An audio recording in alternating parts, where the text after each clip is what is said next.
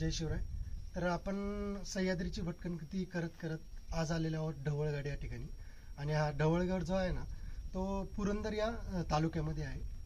आणि ह्या गडाची जर सध्याची कंडिशन बघितली तर खूपच मेंटेन ठेवलेली आहे. त्याबद्दल सर्वांचे धन्यवाद, ज्यांनी ज्यांनी या कामासाठी सहकार्य केलं त्याबद्दल. त्यानंतर या गडाचे वैशिष्ट्य म्हणजे थोड्या पायऱ्या चढून आल्यानंतर एक हनुमानांचं मंदिर आहे. आणि त्या हनुमानांची मूर्ती जर बघितली तर एका दगडामध्ये कोरलेल्या दोन मूर्त्या आहेत. म्हणजे एक ह्या साईडला आहे आणि एक दुसऱ्या साईडला आहे.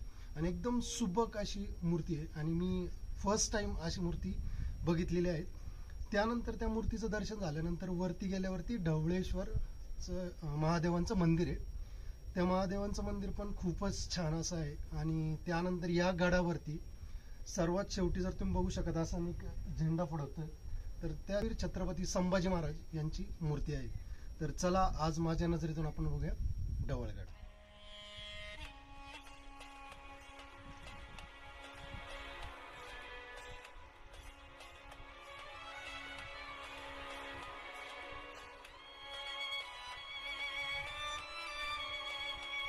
काही पायऱ्यावरती चढून आल्यानंतर एक हनुमानाचं मंदिर आहे. आता त्या मंदिराचं वैशिष्ट्य असं आहे की मी फर्स्ट टाइम असं मंदिर बघितलंय की ह्या मूर्तीमध्ये काय आहे की ह्या साईडला एक मूर्ती आहे हनुमानांची आणि सेम बॅक साईडला पण हनुमानांची मूर्ती आहे. आणि ते पण एकच दगडामध्ये कोरलेलं दोन्ही पण आहे. तुम्ही बघू शकता एकच दगड आहे, तर एका दगडामध्ये दोन मूर्त्या कोरलेल्या आहेत. खूप सुंदर अशी मूर्ती आहे. हनुमानांच्या मूर्तीजवळील सर्व परिसर स्वच्छ केला, कारण की आज आपल्याला या मूर्तीची पूजा करायची होती.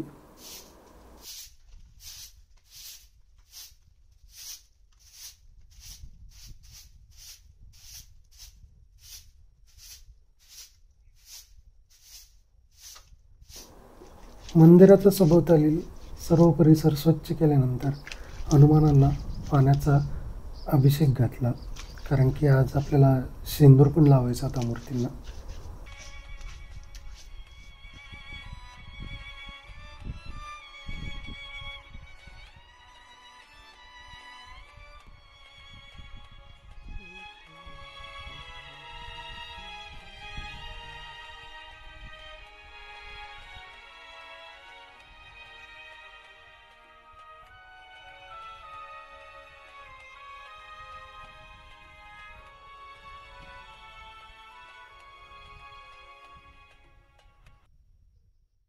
पूजापाठ केल्यानंतर आपण समोर चाललेलो आहोत आणि हा सभोवतालचा परिसर गडाचा तुम्ही बघू शकता.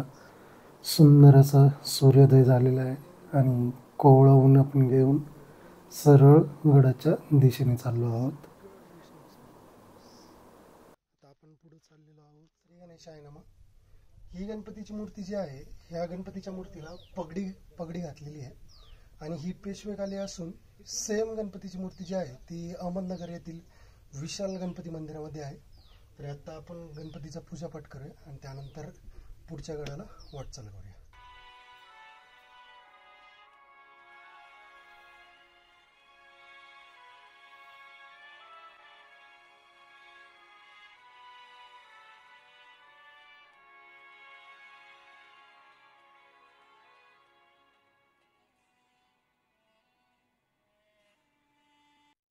गणपती बाप्पाची पूजापाठ केल्यानंतर आपण आता मुख्य दरवाजाकडे जाऊया. तुम्ही बघू शकता हा बुरुज आहे आणि बुरुजाच्या शेजारी एक मध्ये जाण्यासाठी महादरवाजा आहे. पण बघू शकता हे बांधकाम आत्ताच केलेलं आहे, पूर्वीचं नाही आहे हे बांधकाम.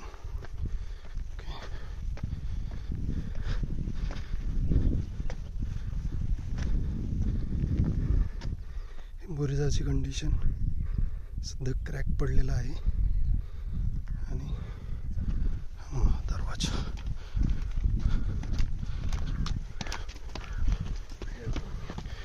महादरवाजामधून मध्ये आल्यानंतर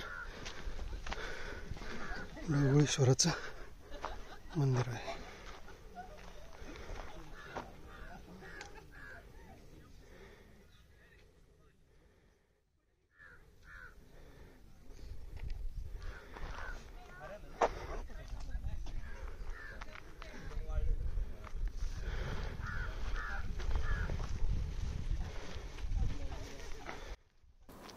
पुढे मंदिराच्या शेजारी एक पाण्याचा टाका आहे,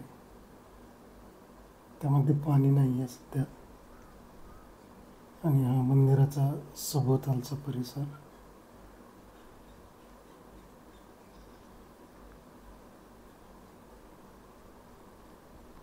खूप छान असं मंदिर आहे हे आणि वेल मेंटेन आहे. त्यानंतर मंदिराच्या समोर जी टाका आहे त्यामध्ये पाणी आहे ते, आणि हेच पाणी आपण जो जलाभिषेक घातला मारुतीरायांना, तेच पाणी आपण वापरलेलं होतं तिथे. मंदिराच्या मध्ये आलेलो आहोत आपण. मंदिर एकदम सुबक असं मांडलेलं आहे आणि महादेवांची मूर्ती. आता आपण महादेवांची पूजा करूया.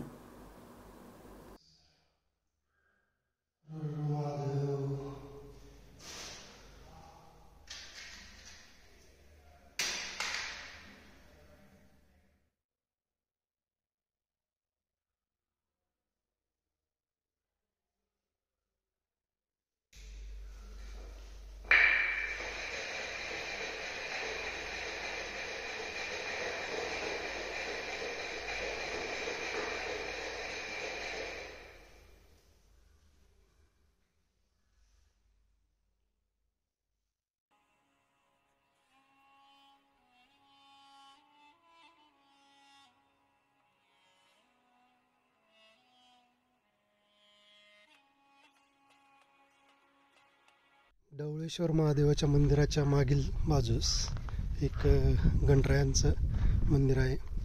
होमकुंड आहे, एक नंदी, आपली तुळस माता, आणि त्याचप्रमाणे इथं बघू शकता गणपती बाप्पाची मूर्ती आहे. महादेवाच्या मंदिरात दर्शन घेतल्यानंतर आता आपण जाणार आहोत धर्मवीर छत्रपती संभाजी महाराज यांच्या मूर्तीचं दर्शन घ्यायला. ही जी मूर्तीची प्रतिष्ठापना आहे ना, आत्ता रिसेंटलीच केलेली आहेत. तर हा त्याकडे जाण्याचा रस्ता आहे.